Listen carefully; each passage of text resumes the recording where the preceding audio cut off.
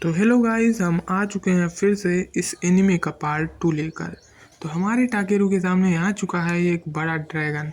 Dragon बोलता है कि तुमने मुझे देखकर डरे नहीं। टाकेरू बोलता है कि यह मेरी गलती है कि मैं यहाँ आया, मैं माफ़ी मांगता हूँ। इसके बाद टाकेरू ड्रैगन के सामने अपने आप को इंट्रोड्यूस करता है। बोलता है कि मैं टाकेरू हूँ और एक नॉर्मल आदमी भी। तभी ड्रैगन बोलता है कि मुझे तो तुम नॉर्मल नहीं लगते और तुमने मुझे जगा दिया है। टाकेरू बोलता है कि मुझे नहीं लगता कि तुम मेरी वजह से जागे हो और मैंने तो इतना बड़ा ड्रैगन पहली बार देखा है। ड्रैगन बोलता है कि मैं वाल्डियस हूँ, क्या तुम मेरी मदद करोगे?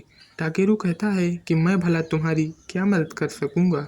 ड्रैगन बोलता है कि क्या तुम अपनी पावर से मेरे बच्चे को अंडे से निकालने में मदद करोगे और इसके बदले में मैं तुम्हें बहुत कुछ दे सकता हूँ, ये पावरफुल स्टोन जो तुम्हें और भी पावरफुल बना देगा।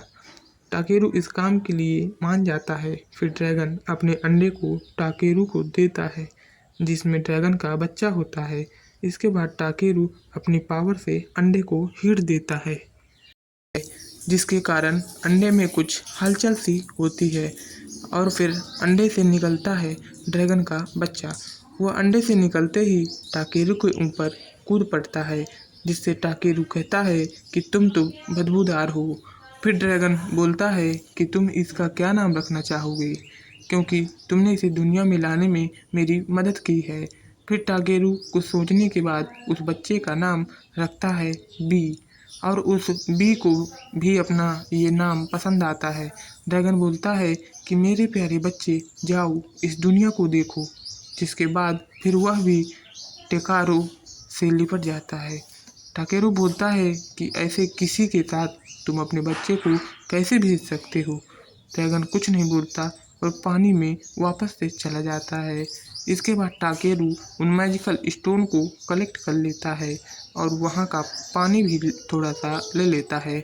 इसके बाद दोनों वहाँ से निकल जाते हैं और टाकेरू बोलता है कि अब शाम होने वाली है, अभी चलना सेफ नहीं रहेगा, तो अभी के लिए हम यहीं जंगल में रहेंगे।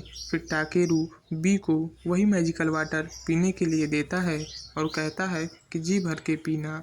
उसके बाद टाकेरू भी मैजिकल वाटर पीता है और कहता है कि ये पानी तो नॉर्मल वाटर से बहुत अलग है। इसके बाद टाकेरू मैजिकल स्टोन से अपने चारों तरफ एक कवच जैसा बना लेता है और कहता है कि अब हम जंगल में सुरक्षित हैं। इसके बाद टाकेरू अपने मैजिक स्टोन में मैजिक से आग जलाता है और अपने पास मटेरियल जो कलेक्ट किए थे अपने लिए उनसे खाना बनाता है। खाना बनाने के बाद टाकेरू बी को भी देता है, पर जल्दी में बी को गर्म लग जाता है। फिर वह उसे खा लेता है और कहता है कि यह तो बहुत स्वादिष्ट है, और फिर खाना खाकर बी को नींद आ जाती है और बी सो जाता है। दूसरे दिन दोनों जंगल से निकलने के लिए चल देते हैं।